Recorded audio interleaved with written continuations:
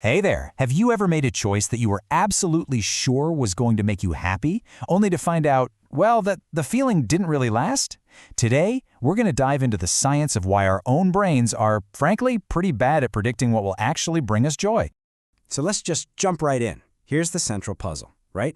We have a whole lifetime of experience with our own emotions. So why is our happiness forecast so consistently off the mark?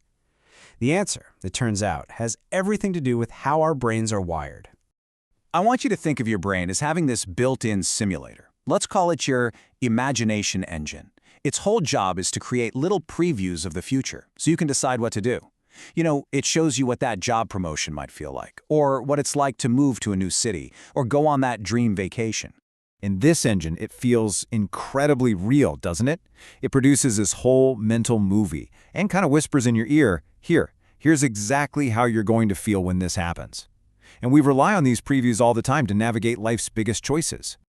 But, and this is the absolute crucial point, that simulator is not neutral. Not at all. It doesn't show you the full, unedited reality. It's a biased machine that systematically and very convincingly misleads you about your own future feelings.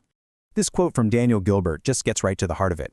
Our imagination doesn't really lie, it edits. It carefully picks and chooses what to show us, creating this amazing highlight reel that feels so persuasive, but conveniently leaves out all the most important, boring details. So what exactly gets edited out? Okay, so the first major bug in the system is something we can call the forecasting illusion. Basically, our mental simulator looks at the future through a really distorted lens, and this distortion happens in a few very predictable ways. And these errors, they all work together.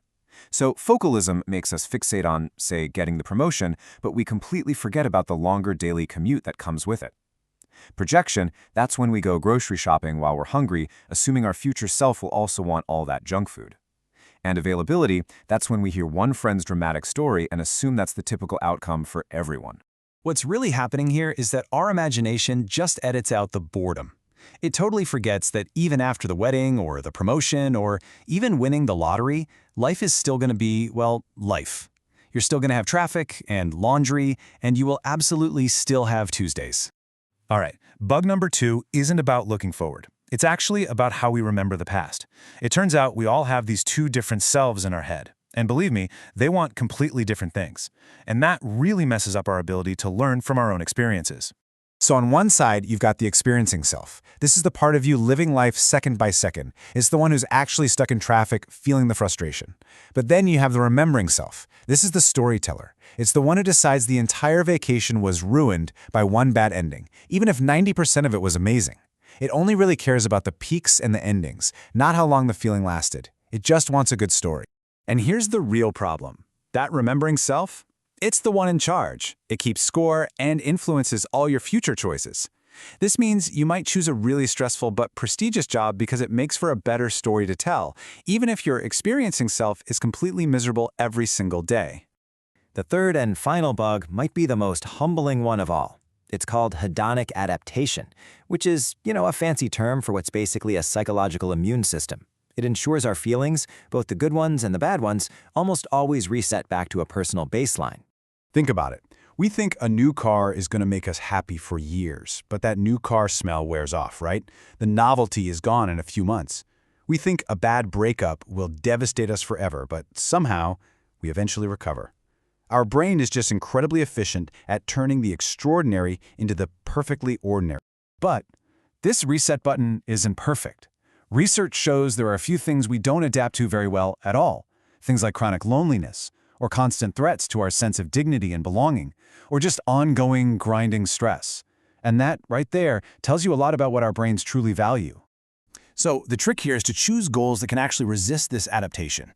So instead of just chasing trophy goals, these one-time achievements whose shine fades super fast, it's better to focus on practice goals.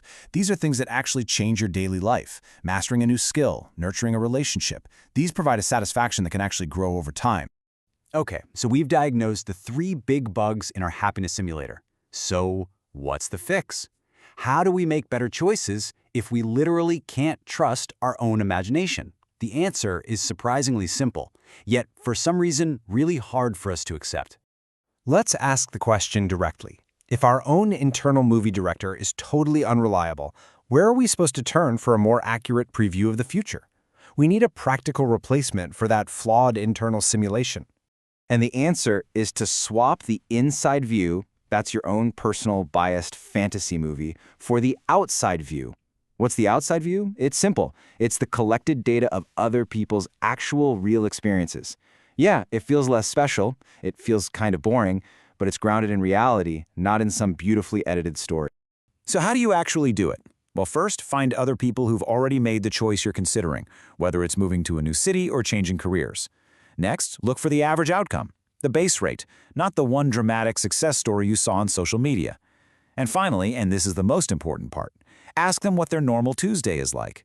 That's where the real, useful data is hiding. And really, this is the ultimate takeaway. Our brains are built for telling great stories, not for making accurate forecasts. So, if we want to stumble on happiness a little less often, we just need the humility to trust other people's real, lived experiences more than our own vivid fantasies. So don't trust the movie in your head, trust the data.